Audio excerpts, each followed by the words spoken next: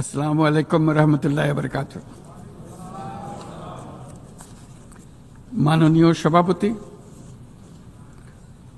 জাতিসংঘ সনদের ৮ দশক পূর্তি উপলক্ষে এই মহান পরিষদে উপস্থিত সকল সদস্য রাষ্ট্রকে অভিনন্দন জানাচ্ছি। এবারের অধিবেশন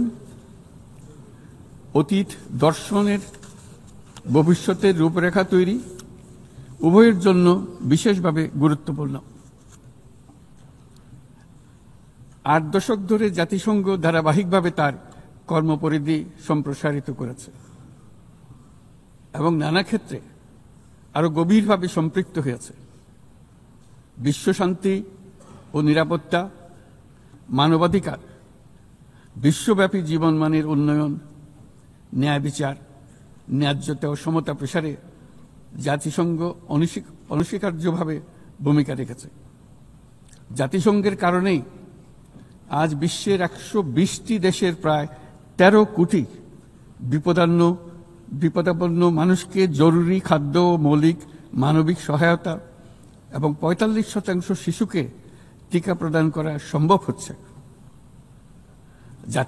জাতিসংঘের সংস্থাগুলো বহুপাক্ষিক সহযোগিতায় বিশ্বের প্রতিটি প্রান্তে খাদ্য, বিশুদ্ধ পানি, স্যানিটেশন, টিকা এবং অন্যান্য জীবন রক্ষাকারী সেবা ও সরঞ্জামের যোগান দিয়ে দুর্দশাগ্রস্ত মানুষের পাশে দাঁড়িয়েছে। পাশাপাশি গত কয়েক দশকে আন্তঃরাষ্ট্রীয় সংঘাত নিরসন এবং বহু বৈশ্বিক চ্যালেঞ্জ মোকাবেলায় জাতিসংঘের সীমাবদ্ধতাও আমরা প্রত্যক্ষ করেছি। তবুও সামগ্রিকভাবে জাতিসংঘের ভূমিকা মানব জাতির জন্য ইতিবাচক ও কল্যাণকর।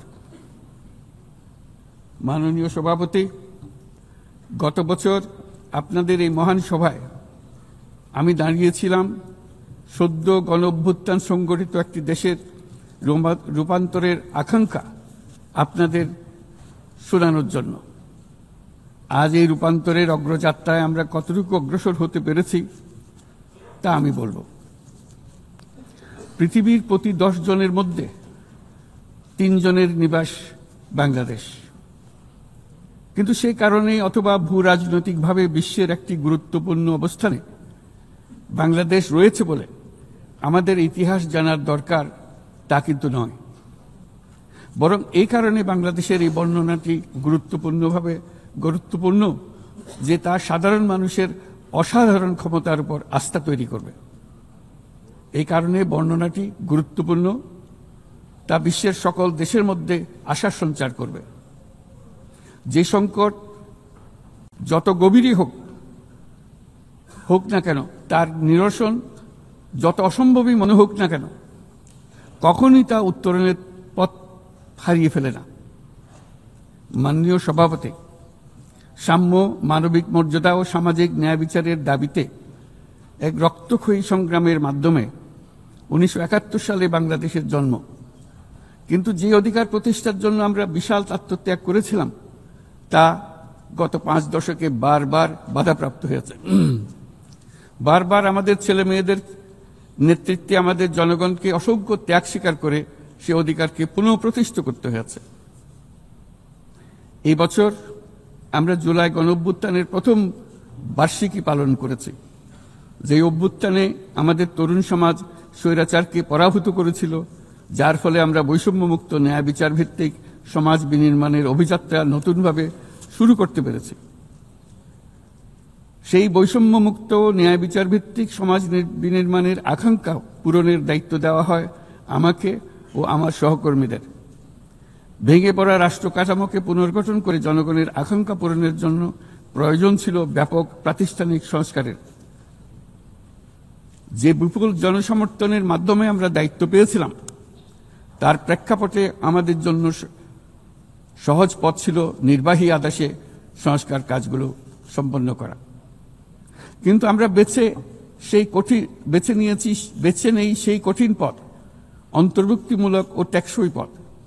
আমাদের লক্ষ্য ছিল ক্ষমতার ভারসাম্যপূর্ণ একটি গণতান্ত্রিক রাষ্ট্র কাঠামো গড়ে তোলা, যেখানে আর কোনো স্বৈরশাসকের আবির্ভাব হবে না, কোনো নির্বাচিত নেতা রাষ্ট্রের গণতান্ত্রিক স্বরূপকে ক্ষুণ্ণ করতে পারবে না, কিংবা রাষ্ট্র ও জনগণের রক্ষকরা ভক্ষকে পরিণত হতে পারবে না। শাসন ব্যবস্থা, বিচার বিভাগ, নির্বাচন ব্যবস্থা, জনপ্রশাসন, আইন শৃঙ্খলা রক্ষা, দুর্নীতি বিরোধী কার্যক্রম, নারী অধিকার সহ সকল জাতীয় গুরুত্বপূর্ণ ক্ষেত্রে প্রয়োজনীয় সংস্কার করার জন্য আমরা 11টি স্বাধীন সংস্কার কমিশন প্রতিষ্ঠা করি। কমিশনগুলি জনমত যাচাই ও গভীর পর্যালোচনা করে বিস্তারিতভাবে সংস্কার কার্যক্রম সমূহ সুপারিশ করে। এই সংস্কার সুপারিশগুলো টেকসইভাবে বাস্তবায়নের জন্য আমরা একটা জাতীয় ঐক্যমত্য কমিশন গঠন করি, যারা 30টিরও বেশি রাজনৈতিক দল ও জোটকে নিয়ে এই আলোচনায় বসে। এই কমিশনের লক্ষ্য ছিল সংস্কার প্রস্তাবগুলোর প্রতি দলমত নির্বিশেষে একটি টেকসই সামাজিক অঙ্গীকার তৈরি করা। আমাদের এই অন্তর্ভুক্তিমূলক পদক্ষেপ সফল হয়।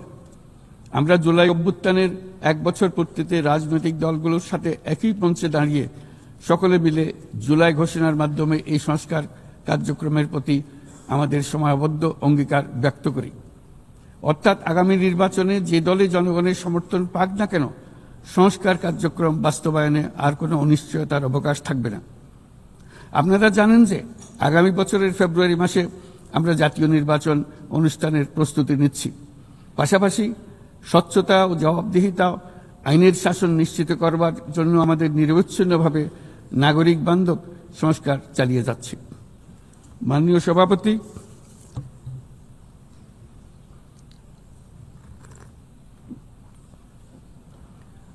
সভাপতি, গত বছর দায়িত্ব গ্রহণের কয়েক সপ্তাহের মধ্যেই আমি জাতিসংঘের মানবাধিকার বিষয়ক হাই কমিশনারকে আমন্ত্রণ জানাই পতিত স্বৈরশাসক কর্তৃক সংগঠিত মানবাধিকার লঙ্ঘন ও নৃশংসতার চিত্র উদ্ঘাটন করার জন্য। তারা মাঠ পর্যায়ে তদন্ত করে বিস্তারিত প্রতিবেদনের পাশাপাশি ভবিষ্যতে যাতে এই ধরনের অপরাধের পুনরাবৃত্তি না ঘটে সেই জন্য যেই সুপারিশমালা দিয়েছে তা আমরা আমাদের জাতীয় সংস্কার কার্যক্রমে যুক্ত করেছি। গত বছর সাধারণ পরিষদের অধিবেশনের পূর্বেই আমরা গুম সম্পর্কিত আন্তর্জাতিক কনভেনশনে যোগ দিয়েছিলাম। এখন এর বিধানসমূহ জাতীয় ক্ষেত্রে বাস্তবায়নের জন্য প্রয়োজনীয় আইন প্রণয়নের কাজ চলমান রয়েছে।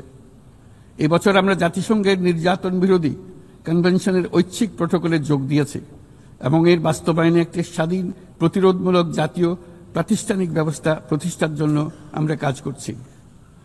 নিবর্তনমূলক স্বৈরতান্ত্রিক ব্যবস্থা হতে মানবাধিকার সুরক্ষাকারী একটি গণতান্ত্রিক রাষ্ট্র ব্যবস্থা গড়ে তোলার জন্য প্রয়োজনীয় কারিগরি সহায়তা বৃদ্ধির লক্ষ্যে আমরা আমাদের দেশে 3 বছর মেয়াদে জাতিসংঘের মানবাধিকার বিষয়ক হাই কমিশনারের একটি মিশন পরিচালনার অনুমোদন দিয়েছি, যা ইতোমধ্যে কার্যক্রম শুরু করেছে। আমাদের এই সকল পদক্ষেপ ও অঙ্গীকার জনগণের প্রত্যাশারই প্রতিফলন। এই প্রত্যাশা মূলত একটি গণতান্ত্রিক, অন্তর্ভুক্তিমূলক ও বহুত্ববাদী সমাজ গড়ে তোলার প্রত্যাশা। মাননীয় সভাপতি, আমাদের উন্নয়ন কৌশলের কেন্দ্রবিন্দুতে রয়েছে সুশাসন, সামাজিক অন্তর্ভুক্তি ও টেকসই উন্নয়ন। বিগত 1.5 দশকের অভিজ্ঞতায় আমরা দেখেছি যে জবাবদিহিতা ছাড়া যে কোনো উন্নয়ন ক্ষণস্থায়ী ও ভঙ্গুর। রাজনৈতিক হীনস্বার্থ ও দুর্নীতির উদ্দেশ্যে গৃহীত অবকাঠামো প্রকল্প শুধু যে অর্থনীতির উপরে চাপ বাড়ায় তা নয়, তার জনগণের কোনো কল্যাণও করে না। দায়িত্ব গ্রহণের পর আমরা একে একে আবিষ্কার করি দুর্নীতি ও জনগণের সম্পদ চুরি কি ব্যাপক বিস্তৃতি লাভ করেছিল এবং তার ফলশ্রুতিতে দেশের সামষ্টিক অর্থনীতির অবস্থা কি ভয়ানক, নাজুক ও ভঙ্গুর হয়ে পড়েছিল। আমরা এর অবসান ঘটাচ্ছি যেন আর কখনোই উন্নয়নকে জনগণের সম্পদ আত্মসাতের অজুহাত হিসেবে ব্যবহার করা না যায়। দেশের নাজুক অর্থনৈতিক পরিস্থিতি মজবুত করতে আমরা সংস্কারমূলক কিছু কঠিন কিন্তু প্রয়োজনীয় সিদ্ধান্ত গ্রহণ করেছি। সবচেয়ে গুরুত্বপূর্ণ একটা সংস্কার হল রাজস্ব আহরণ ব্যবস্থাপনার সংস্কার।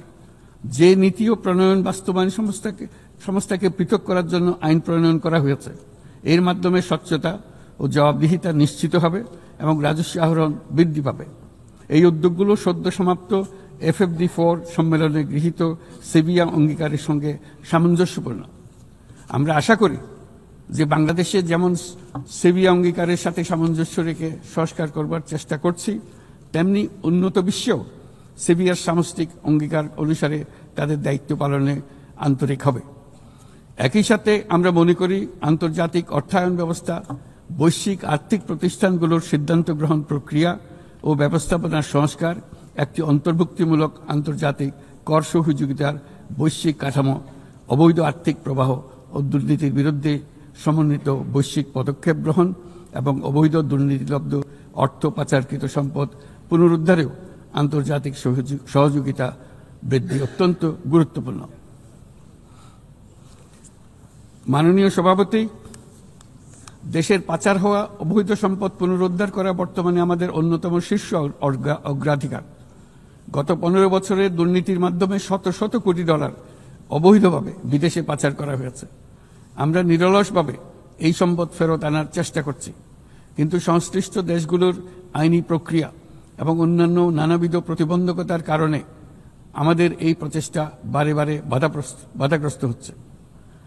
সংশ্লিষ্ট দেশগুলোর দৃঢ় সদিচ্ছা ছাড়া আমরা পাচার হওয়া অবৈধ সম্পদ পুনরুদ্ধারে সফল হতে পারছি না। বিশ্বের বিদ্যমান অর্থনৈতিক ব্যবস্থা উন্নয়নশীল দেশ থেকে সম্পদের এই অবৈধ পাচারকারীদের কার্যকরীভাবে প্রতিরোধ করতে ব্যর্থ হচ্ছে। কোনো কোনো ক্ষেত্রে আন্তর্জাতিক আর্থিক প্রতিষ্ঠানগুলোর বিধিবিধানগুলো বিশ্বব্যাপী বিভিন্ন ট্যাক্স হ্যাভেনে বিপুল পরিমাণে অবৈধ অর্থ স্থানান্তরে উৎসাহিত করছে। তাই যেসব দেশ ও প্রতিষ্ঠান এই পাচারকৃত সম্পদ গচ্ছিত রাখবার সুযোগ দিচ্ছে, তাদের আমি আহ্বান জানাচ্ছি তারা যেন এই অপরাধের সঙ্গে শরিক না হয়। এই সম্পদ তার প্রকৃত মালিককে অর্থাৎ কৃষক, শ্রমিক এবং সাধারণ করদাতাদের নিকট ফিরিয়ে দেন।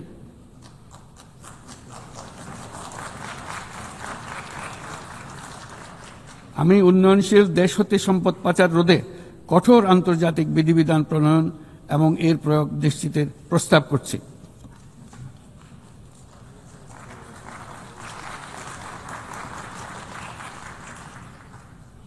মাননীয় সভাপতি, রাজস্ব খাতের ঐতিহাসিক সংস্কারের পাশাপাশি আমরা বাজারভিত্তিক মুদ্রা বিনিময় হার চালু করেছি।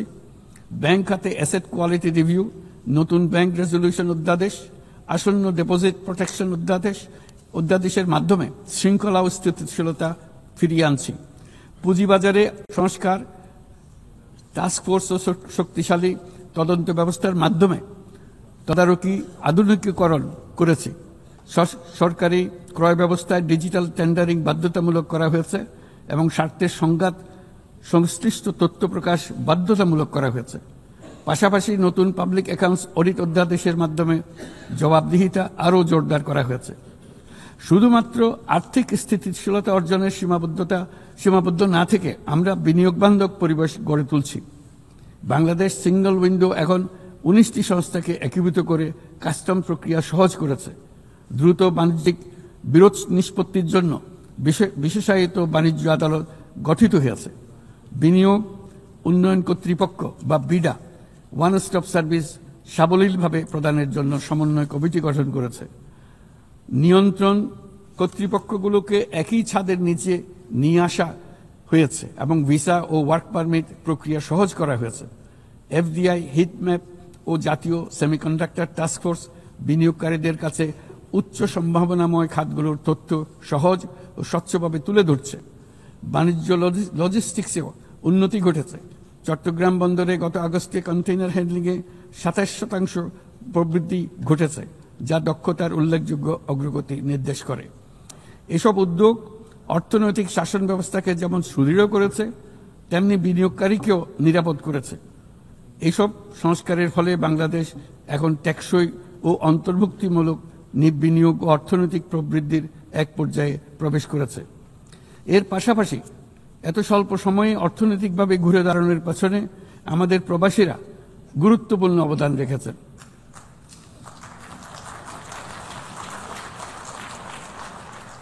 তারা বিদেশের মাটিতে কঠোর পরিশ্রম করে প্রতি মাসে দেশের রেকর্ড পরিমাণ রেমিটেন্স পাঠাচ্ছেন। শুধু বাংলাদেশেই নয়, স্বাগতিক দেশগুলোতেও তাদের বিশাল অবদান রয়েছে। তারা সেখানে বহুল চাহিদা সম্পন্ন সেবা প্রদান করছেন। এটি তাই আমাদের জন্য যেমন তেমনি স্বাগতিক দেশগুলোর জন্য সমানভাবে লাভজনক। উভয় দেশের জন্যই তা উপকারী।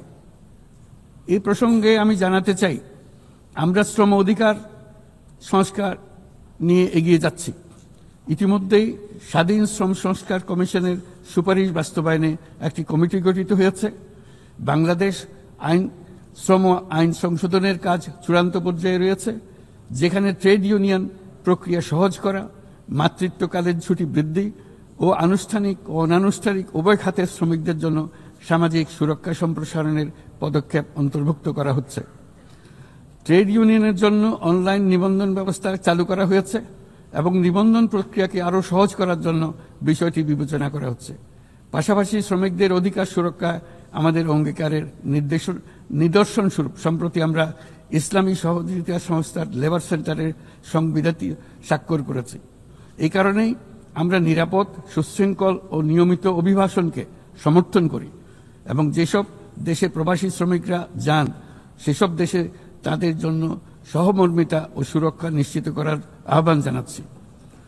উন্নত বিশ্ব যেখানে বয়স্ক জনসংখ্যা চাপে ভুগছে, সেখানে বাংলাদেশ অতি সৌভাগ্যবান। আমাদের 60% বেশি মানুষের বয়স 35 বছরের নিচে। তাই অভিবাসন প্রক্রিয়াকে সহজ করলে তা উভয় পক্ষের জন্য উপকারী হবে। তরুণ জনসংখ্যার এই সুবিধাকে কাজে লাগিয়ে আমরা উন্নত বিশ্বের শ্রম সমস্যার সমাধান ও প্রয়োজন মেটাতে সক্ষম হব। মাননীয় সভাপতি, বাংলাদেশের তরুণ প্রজন্ম ইতিমধ্যে প্রমাণ করেছে যে তারা সমাজ পরিবর্তনের চালিকা শক্তি। আমরা তাদের দক্ষতা উন্নয়নে বিনিয়োগ করছি। তথ্য প্রযুক্তি, কৃত্রিম বুদ্ধিমত্তা, নবায়নযুক্ত শক্তি, পরিবেশ বান্ধব প্রযুক্তি সহ বিভিন্ন ক্ষেত্রে তাদের প্রশিক্ষণ দিচ্ছি। আমাদের লক্ষ্য হল প্রত্যেক তরুণকে শুধুমাত্র চাকরি প্রার্থীর পরিবর্তে আমরা তাদেরকে উদ্যোক্তা হিসেবে গড়ে তুলতে চাই। এই উদ্দেশ্যে আমরা জাতিসংঘের সঙ্গে অংশীদারিত্বে মাঠ পর্যায়ে তরুণদের সঙ্গে সরকারের শীর্ষ নীতি নির্ধারকদের যুক্ত করার একটা স্থায়ী মাধ্যম চালু করেছি। ইতিমধ্যেই এই বিষয়ে সারা দেশে একাধিক পরামর্শ সভার আয়োজন করা হয়েছে। আজকের তরুণরা স্থানীয় পর্যায় থেকে জাতীয় পর্যায় পর্যন্ত সিদ্ধান্ত গ্রহণে অনলাইন, অফলাইন ফোরাম, জরিপ এবং প্রচারণার মাধ্যমে তাদের জনপ্রতিনিধিদের সঙ্গে সরাসরি যুক্ত থাকতে চায়। তারা নেতৃত্ব বিকাশ, দক্ষতা বৃদ্ধি এবং ডিজিটাল সক্ষমতা উন্নয়নের জন্য আরও বেশি সুযোগ চায়। তারা চায় এই প্রক্রিয়ায় জবাবদিহিতা অন্তর্ভুক্ত থাকুক, নিয়মিত অগ্রগতি প্রতিবেদন এবং অব্যাহত সংলাপের প্রতিশ্রুতি থাকুক। সর্বোপরি প্রক্রিয়াটি হোক অন্তর্ভুক্তিমূলক, যাতে নারী, সংখ্যালঘু সম্প্রদায়, প্রতিবন্ধী, প্রান্তিক জনগোষ্ঠী সকলের অংশগ্রহণ ও নেতৃত্বের সমান সুযোগ থাকে। তরুণদের নিয়ে পরিকল্পনার ক্ষেত্রে এই বছরটি বিশেষভাবে গুরুত্বপূর্ণ, কারণ এই বছর আমরা বিশ্ব যুব পরিকল্পনায় 30তম বার্ষিকী পালন করছি। শুধু বর্তমান প্রজন্মের তরুণদের চ্যালেঞ্জ নয়, এই বছর তাই ভবিষ্যতেও তারা যে সংকট ও সমস্যার মুখোমুখি হবে তা অনুধাবন করে তার সম্ভাব্য সমাধান খুঁজে বের করারও সুযোগ এনে দিয়েছে। দ্রুত পরিবর্তনশীল প্রযুক্তির এই যুগে উন্নয়নশীল বিশ্বের তরুণদের জন্য আরও গভীর এক ডিজিটাল বিভাজন তৈরি হওয়ার ঝুঁকি আজ আমাদের একটি বড় উদ্বেগ। কোয়ান্টাম কম্পিউটিং, কৃত্রিম বুদ্ধিমত্তা, ভাষাভিত্তিক বৃহৎ মডেল কিংবা আধুনিক যোগাযোগ ব্যবস্থা, এইসব প্রযুক্তি যেন তাই পক্ষপাতদুষ্ট না হয় এবং এর সুফল যেন ন্যায্যভাবে সবার কাছে পৌঁছায়, তা আজ আমাদের নিশ্চিত করতে হবে। অন্যথায় বিশ্বব্যাপী এমন একটি প্রজন্ম তৈরি হবার ঝুঁকি রয়েছে যারা নিজেদেরকে বঞ্চিত, প্রান্তিক, অন্যায় অবিচারের শিকার হিসেবে বিবেচনা করবে। তারা সকল ধরনের ক্ষতিকারক প্রলোভনের সহজ লক্ষ্যবস্তুতে পরিণত হবে। আমরা মনে করি প্রযুক্তিগত উন্নয়নের সুফল বিশ্বব্যাপী ছড়িয়ে দিয়ে তরুণদের ঝুঁকিমুক্ত রাখার জন্য শুধু প্রযুক্তিগত উদ্ভাবন যথেষ্ট নয়, প্রয়োজন সামাজিক উদ্বোধন। আমরা প্রায় অর্ধ শতাব্দী আগে ক্ষুদ্র ঋণের ধারণা নিয়ে এসেছিলাম। তখন সেটি ছিল প্রথাগত ধারণার বিরুদ্ধে এক বৈপ্লবিক নিরীক্ষা, কিন্তু আজ বিশ্বব্যাপী তা মূলধারার হাতিয়ার হিসেবে স্বীকৃত। ক্ষুদ্র ঋণ লক্ষ লক্ষ মানুষকে দারিদ্র্য থেকে মুক্ত করেছে। উদাহরণস্বরূপ এমনকি মার্কিন যুক্তরাষ্ট্রে গ্রামীণ আমেরিকা বছরে এখন $6 বিলিয়ন এখন সব মিলিয়ে $6 বিলিয়ন উপর ঋণ নিম্ন আয়ের নারী উদ্যোক্তাদের মধ্যে বিতরণ করেছে এবং এর প্রায় শতভাগ নিয়মিতভাবে পরিশোধ করে যাচ্ছে। বাংলাদেশ ও বিশ্বজুড়ে আজ সামাজিক ব্যবসার যে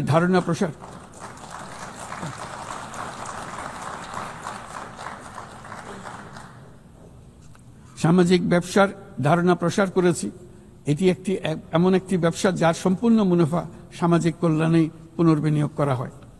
সামাজিক ব্যবসা প্রমাণ করেছে যে প্রতি মানুষের উদ্যোক্তা হওয়ার সত্তা সামাজিক কল্যাণে এবং সামাজিক সমস্যা সমাধানে কাজে লাগানো সম্ভব। এর ফলে পৃথিবীর যাবতীয় সমস্যা সমাধানের একটি সৃজনশীল পদ্ধতি সকলের হাতে এসে যায়, যেটি পরিবেশের সমস্যা হোক, সম্পদ কেন্দ্রীভূত হওয়ার সমস্যা হোক, স্বাস্থ্যের সমস্যা হোক, বেকারত্ব দূরীকরণের সমস্যা হোক, দারিদ্র্য দূরীকরণের সমস্যা হোক, সবকিছুতেই এই পদ্ধতি টেকসইভাবে কাজে লাগানো যায়। মাননীয় সভাপতি, জলবায়ু সংকট চ্যালেঞ্জের মোকাবেলায় বিশ্বজনীন তাপমাত্রা বৃদ্ধি 1.5 ডিগ্রি সেলসিয়াসের সীমাবদ্ধ রাখার লক্ষ্যমাত্রা আজ আমাদের হাতছাড়া হয়ে গেছে। প্রতি বছর $100 বিলিয়ন জলবায়ু সহায়তার প্রতিশ্রুতিও পূরণ হয়নি।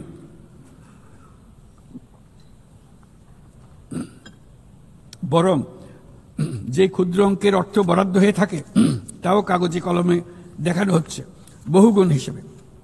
এটি সম্পূর্ণ অগ্রহণযোগ্য। আমাদের সন্তানদের ভবিষ্যতের জন্য এখনই কার্যকর ব্যবস্থা নিতে হবে।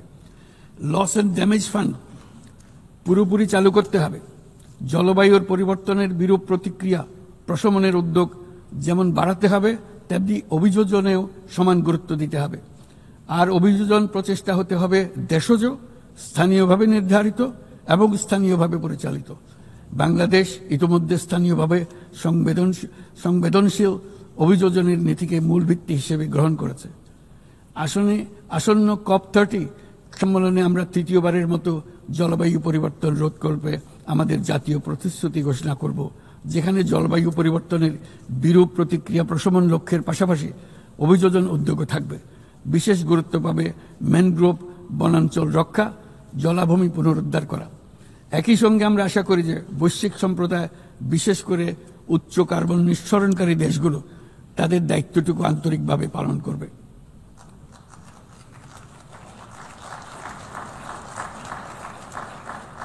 মাননীয় সভাপতি, বর্তমানের আরেকটি বড় চ্যালেঞ্জ হলো বিশ্ব বাণিজ্যে সংরক্ষণবাদের উত্থান।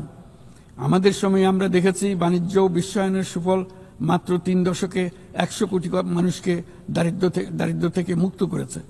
এখন যদি আমরা উল্টো পথে হাঁটি তবে আমাদের সন্তানদের সেই সুযোগ আর থাকবে না। এটা অনস্বীকার্য যে বাণিজ্যের ক্ষেত্রে প্রতিটি দেশের সার্বভৌম স্বার্থ সুরক্ষিত রাখতে হবে এবং কোনো দেশকে তার সাধ্যের অতিরিক্ত বোঝা বইতে দেওয়া যাবে না। কিন্তু বৈশ্বিক শান্তি ও সমৃদ্ধি টিকিয়ে রাখার স্বার্থে উন্মুক্ত, ন্যায়সঙ্গত, নিয়মভিত্তিক বৈশ্বিক বাণিজ্যের কোনো বিকল্প নেই। তাছাড়া বৈশ্বিক বাণিজ্যে দ্রুত সামাজিক ব্যবসার প্রসার ঘটাতে হবে। উন্নয়ন সহায়তার একটি বড় অংশ সামাজিক ব্যবসায় প্রসারে বিশ্বময় ক্রমাগতভাবে জোরদার করতে হবে। আমার প্রজন্মে দেখেছি কিভাবে একটি পারস্পরিক নির্ভরশীল বৈশ্বিক অর্থনৈতিক ব্যবস্থা যে কোনো সংঘাতকে ব্যয়বহুল করে তুলেছে এবং বিশ্বের শান্তি টিকিয়ে রাখতে সাহায্য করেছে। আজ বিশ্বব্যাপী 120টিরও বেশি সশস্ত্র সংঘাত চলছে। পারস্পরিক অর্থনৈতিক নির্ভরশীলতা ভেঙে গেলে এরকম সংঘাত আরও বাড়বে, ব্যাহত হবে উন্নয়ন, বিনষ্ট হবে বিশ্ব শান্তি। মাননীয় সভাপতি, আমাদের প্রতিবেশী দেশ মায়ানমারে চলমান সংঘাত সমগ্র অঞ্চলের জন্য গভীর উদ্বেগজনক পরিস্থিতির সৃষ্টি করেছে। এটি যে শুধু আঞ্চলিক স্থিতিশীলতাকে ঝুঁকিতে ফেলছে তা নয়, বরং বাংলাদেশে আশ্রয়প্রাপ্ত বলপূর্বক বাস্তুচ্যুত রোহিঙ্গাদের তাদের মাতৃভূমি মায়ানমারে প্রত্যাবাসনকেও কঠিন করে তুলেছে। 8 বছর পার হয়ে গেল, রোহিঙ্গা সংকটের কোনো সমাধান হলো না। উপরন্তু বাংলাদেশ প্রতিনিয়তই মায়ানমার থেকে আগত রোহিঙ্গাদের আশ্রয় দিয়েই চলেছে। স্পষ্টতই সাংস্কৃতিক পরিচয়ভিত্তিক রাজনীতির কারণে রোহিঙ্গাদের উপর অধিকার বঞ্চনা ও নির্যাতন রাখাইনে অব্যাহত রয়েছে। রোহিঙ্গাদের প্রান্তিকীকরণ প্রক্রিয়া আর চলতে দেওয়া যাবে না। যেসব বৈষম্যমূলক নীতি ও কর্মকাণ্ড আজকের এই পরিস্থিতি তৈরি করেছে তার সমাধান ও প্রতিকারমূলক ব্যবস্থা এখনই গ্রহণ করা সম্ভব। তার জন্য পূর্ণাঙ্গ জাতীয় সংবাদ রাজনৈতিক মীমাংসার অপেক্ষা করার প্রয়োজন নেই। রাখাইনের সমস্যাগুলো চূড়ান্তভাবে রাজনৈতিক সমাধান করা দরকার। তবে এর জন্য রাখাইন অঞ্চলের সংশ্লিষ্ট সকল জাতিসত্তার অংশগ্রহণে এমন একটি বন্দোবস্ত প্রয়োজন যেন রোহিঙ্গারা সম অধিকার ও নাগরিকত্ব সহ সমাজের অংশ হতে পারে।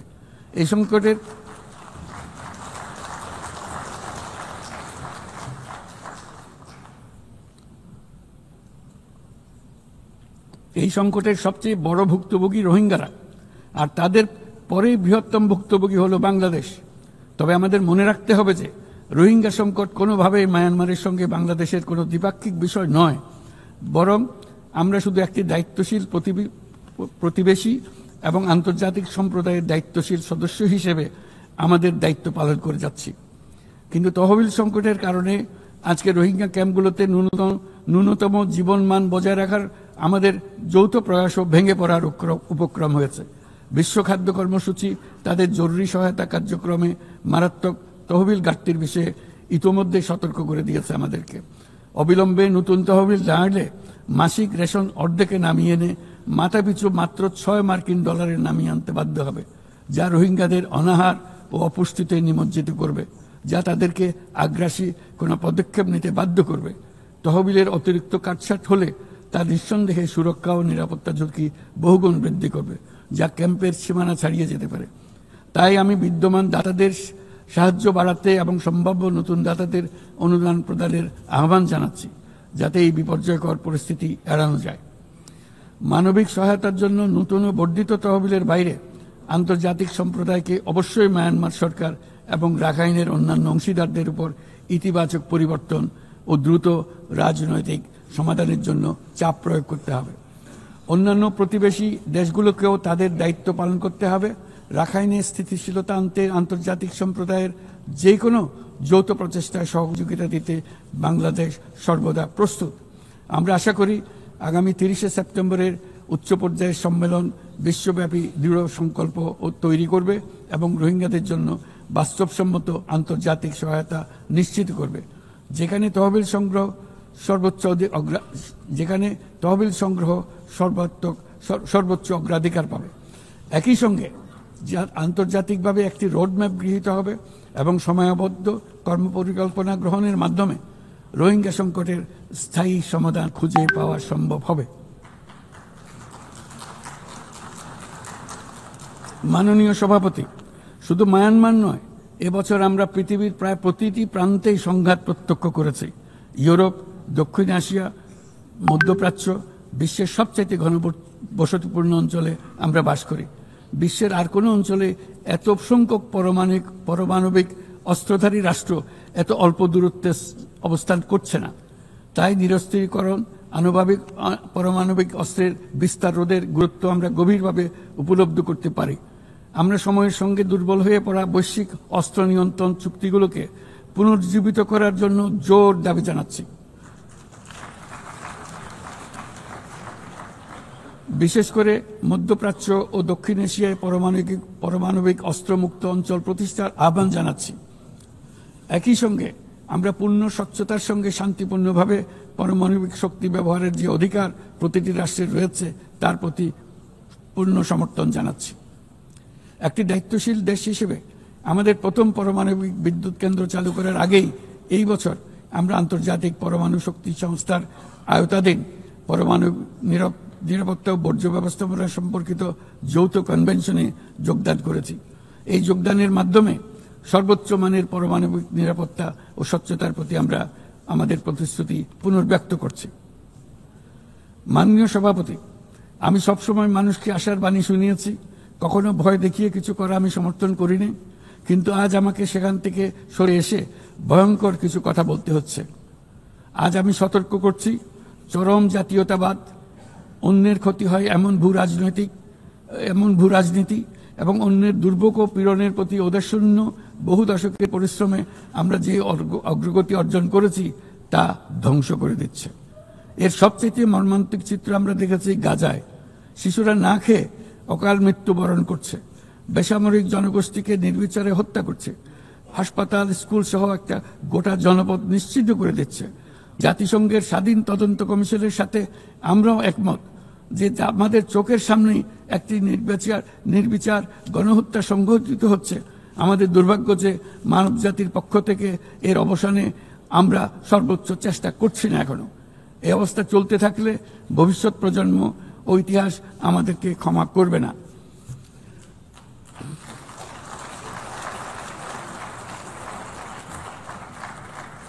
বাংলাদেশের জনগণ এই বিশ্বের বিবেকবান নাগরিকদের পক্ষ থেকে আমি আবারও জোরালো দাবি জানাচ্ছি যে পূর্ব জেরুজালেমকে রাজধানী করে একটি স্বাধীন ফিলিস্তিন রাষ্ট্র গঠনের মাধ্যমে এই সমস্যার দ্বিরাষ্ট্রীয় ভিত্তিক সমাধান এখনই বাস্তবায়ন করতে হবে।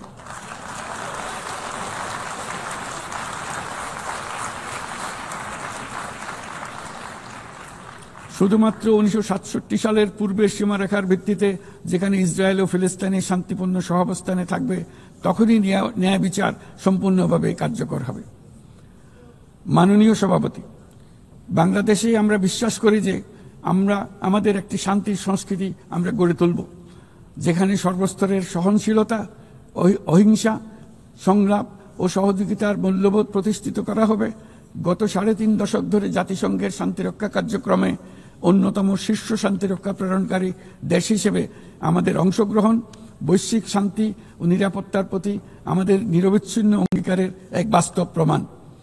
এমনকি এই মুহূর্তে প্রায় 6,000 বাংলাদেশি শান্তিরক্ষী বাহিনী বিশ্বের সবচেয়ে সংঘাতপূর্ণ অঞ্চলগুলোতে জাতিসংঘের আওতায় দায়িত্ব পালন করছে।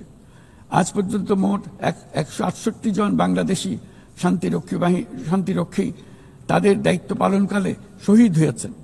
একাধিক গবেষণায় একথা বারবার প্রমাণিত হয়েছে। জাতিসংঘের শান্তিরক্ষা কার্যক্রম অন্য যে কোনো একপাক্ষিক শান্তিরক্ষা উদ্যোগের তুলনায় অধিক টেকসই এবং কার্যকর। তাই বিশ্বের শান্তিরক্ষাকারী এই কার্যক্রমের ধারাবাহিকতা ও কার্যকারিতা রক্ষায় আমরা জাতিসংঘের শান্তিরক্ষা অভিযানের জন্য স্পষ্ট ও বাস্তবসম্মত ম্যান্ডেট এবং পর্যাপ্ত বাজেট বরাদ্দের দাবি জানাচ্ছি। শান্তিরক্ষীদের নিরাপত্তা এবং তাদের বিরুদ্ধে সংঘটিত অপরাধের জবাবদিহিতা নিশ্চিত করাও সর্বোচ্চ গুরুত্বের সঙ্গে বিবেচনা করা উচিত। দেশে এবং আন্তর্জাতিক পরিসরে বহু ভাষিকতাকে বাংলাদেশ সক্রিয়ভাবে উৎসাহিত করে, কারণ আমরা বিশ্বাস করি যে ভাষাগত ও সাংস্কৃতিক বৈচিত্র্য পারস্পরিক বোঝাপড়াকে আরো গভীর করে। একবিংশ শতাব্দীতে কোনো সমাজেই ঘৃণা, অসহিষ্ণুতা, বর্ণবাদ, বিদেশিদের প্রতি বিদ্বেষ বা ইসলাম বিদ্বেষীদের কোনো স্থান নেই।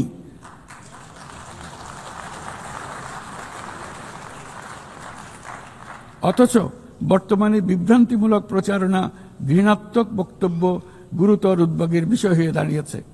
গত বছর বাংলাদেশে ছাত্র জনতার অভ্যুত্থান পরবর্তী সময়ে বিভিন্ন স্বার্থান্বেষী গোষ্ঠীর পক্ষ থেকে উদ্দেশ্যমূলকভাবে বিভ্রান্তিকর সংবাদ ছড়ানো হয়েছে, যা এখনো চলমান রয়েছে। এর সঙ্গে যুক্ত হয়েছে পরিকল্পিত মিথ্যা সংবাদ, কৃত্রিম বুদ্ধিমত্তা নির্ভর ডিপফেক এর প্রসার, যা পরিস্থিতিকে আরো জটিল করে তুলেছে। এসবের বিরুদ্ধে আমাদের একসঙ্গে কাজ করতে হবে, যাতে এসব বিকৃত কর্মকাণ্ড মানুষের আস্থাকে বিনষ্ট না করে কিংবা সামাজিক সম্প্রীতিকে দুর্বল করে না দেয়। মাননীয় সভাপতি, আমাদের শীর্ষ অগ্রাধিকারগুলোর মধ্যে অন্যতম হল নারীর ক্ষমতায়ন। আমাদের জাতীয় কবি কাজী নজরুল ইসলামের ভাষায়, বিশ্বে যা কিছু মহান সৃষ্টি চিরকল্যাণকর, অর্ধেক তার করিয়েছে নারী, অর্ধেক তার নর।